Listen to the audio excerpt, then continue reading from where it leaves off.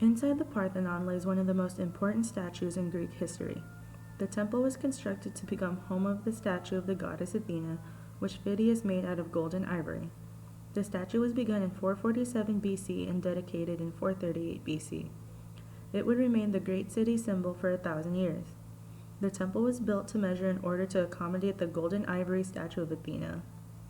The Athena Parthenos was a massive statue which stood around 11.5 meters tall, almost 38 feet, and was made out of ivory for flesh parts and a little bit over 2,500 pounds of gold for everything else. The gold and ivory was wrapped around a wooden core. The gold parts could also be easily removed if needed for financial reasons. Extra embellishments such as jewels, glass, copper, and silver were used. The statue stood on a pedestal measuring about 4 by 8 meters facing the east door and was surrounded by Doric-style columns.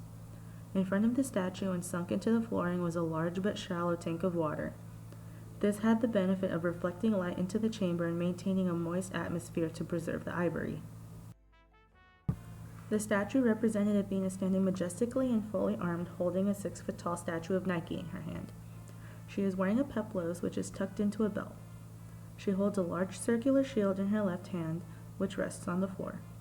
The shield of the statue was a wonder in itself. It depicted scenes from the battles of Theseus and the Amazons on the face of the battle of the giants on the interior. The 30 or so figures on the exterior were made from bronze. The center was once again dominated by the head of Medusa, which is surrounded by individual jewels of Greek and Amazon striking dramatic poses against a background of landscape features. She also has a spear on her left side and a large coiled sacred snake recited between her feet and her shield. On her triple crested helmet stood a sphinx and 2 griffins with Pegasus wings on both sides. Griffins also decorated the cheek pieces. On the goddess's chest was a snake tasseled aegis given to her by Zeus with the head of the Gorgon Medusa in ivory.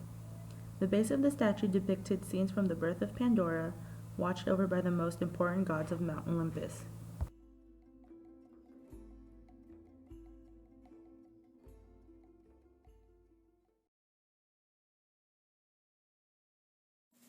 Construction of Reims Cathedral started in Reims, France in 1225 and was completed in 1290. It is about 122 meters in length and 266 meters in height. It is constructed in the High Gothic period and was considered High Gothic because of its arcuated columns in its interior, ribbed vaulting that continued to the floor, large window spaces, and sculptures on its facade.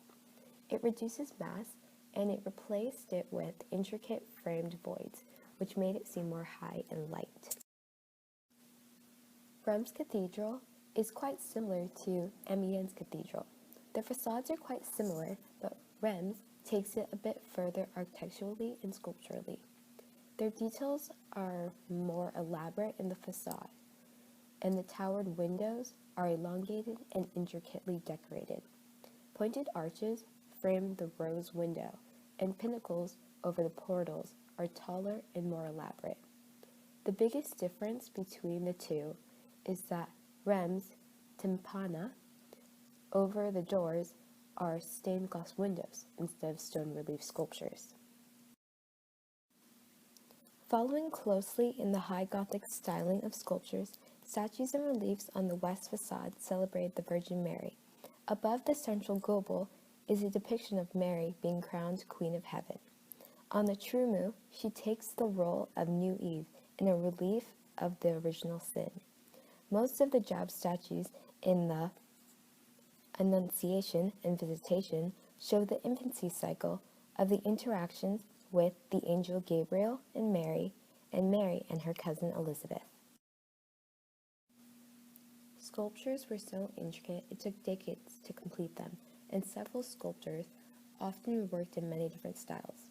In Frank Kleiner's Gardner's Art Through the Ages, it was said that art historians believe that 3 different sculptors carved the 4 statues of Annunciation and Visitation at different times during the quarter century from 1230 to 1255. In the Visitation, figures are shown more classical and naturalistic, and are positioned in a contrapostal posture. There are ripples in their clothing, and sculptors give the figures motion in the arms and have them facing each other in attempts to show conversation in the gestures. In the Annunciation, the figure Gabriel was first placed differently than its current location, which explains the noticeable difference in the style of the two.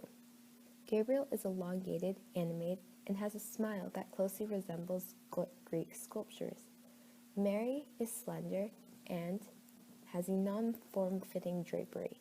She is serious and introspective, almost as if she's not too fond of the news she has heard from the angel.